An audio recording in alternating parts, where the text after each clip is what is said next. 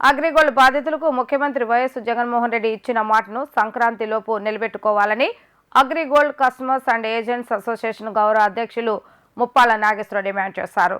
వైకాపాకు ఓట్లు వేసి గెలిపించిన అగ్రిగోల్డ్ బాధితులను మోసం చేయడం సరికాదని తోడ్పాటుపట్టారు.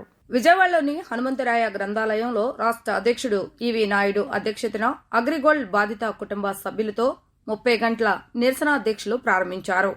ఈ సందర్భంగా ఆయన మాట్లాడుతూ 2017లో ఆమరణ దీక్షలు చేసిన సమయంలో ప్రతిపక్ష నేతగా ఉన్న ముఖ్యమంత్రి జగన్తో పాటు బొత్స సత్యనారాయణ, పెద్దిరెడ్డి రామచంద్రరెడ్డి, సజ్జల రామకృష్ణారెడ్డి, పార్థసారథి తదితరులు వచ్చి పరామర్శించారని గుర్తు చేశారు. చనిపోయిన బాధిత కుటుంబాలకు 10 లక్షల చొప్పున నష్టపరిహారం ఇస్తానని చెప్పి ముఖ్యమంత్రి మోసం చేశారని మండిపడ్డారు. గత 5 ఏళ్లలో ఏ ఒక్కరోజైనా బాధితులను పరామర్శించారని ప్రశ్నించారు. 2022లో దీక్షలు చేస్తే ఇచ్చిన హామీని కూడా ఇప్పటి వరకు నెరవేర్చలేదని దుయ్యబట్టారు. వైకాపాకు ఓట్లు వేసి గెలిపించిన అగ్రిగోల్డ్ బాధితులను మోసం చేయడం సరికాదన్నారు. అగ్రిగోల్డ్ బాధితులు దీక్షలో ఉన్న వారికి నిమ్మరసం ఇచ్చి నేను 10 లక్షల ఎక్స్‌గ్రేషియో నేను ఇస్తాను, పూలలో పెట్టి పంపిస్తానన్నారు. మరి వారికి పూలు దొరకలేదా? నిజంగానే పూలు దొరకలేదంటే మేము తలో కేజీ ఈ కుటుంబాల నుండి తాడేపల్లి వారి క్యాంప్ ఆఫీస్కి పంపించే ఏర్పాటు చేస్తాం.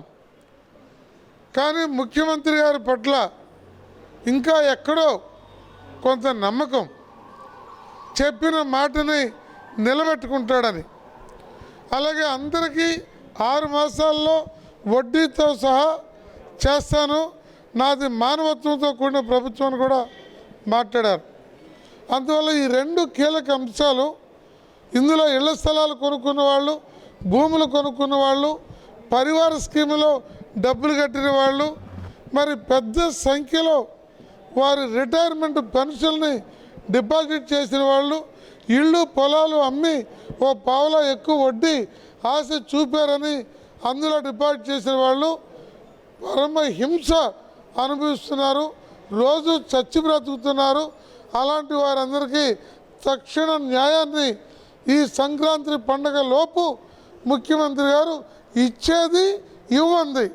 నేను అగ్రిగోల్డ్ బాధితులకి వాళ్ళ ఎమ్మెల్యేలు మంత్రులు ఏమంటున్నారు, ఓ 900 కోట్లు ఇచ్చేసి చేతులు దులిపేసుకొని మేము ఇచ్చేసామంటున్నారు. కానీ మీరు పాదయాత్ర సందర్భంగా రాష్ట్ర వ్యాప్తంగా ప్రజలకు ఇచ్చిన మాటని నిలబెట్టుకోమని చెప్పి సంక్రాంతి పండుగ లోపు మీరు తేల్చి చెప్పమని, అందులో ఇచ్చే ప్రయత్నం చేయమని ఈ సందర్భంగా ముఖ్యమంత్రి గారిని కోరుతూ ఈ 30 గంటల ధర్మ పోరాట దీక్షల్ని ప్రారంభిస్తున్నాం.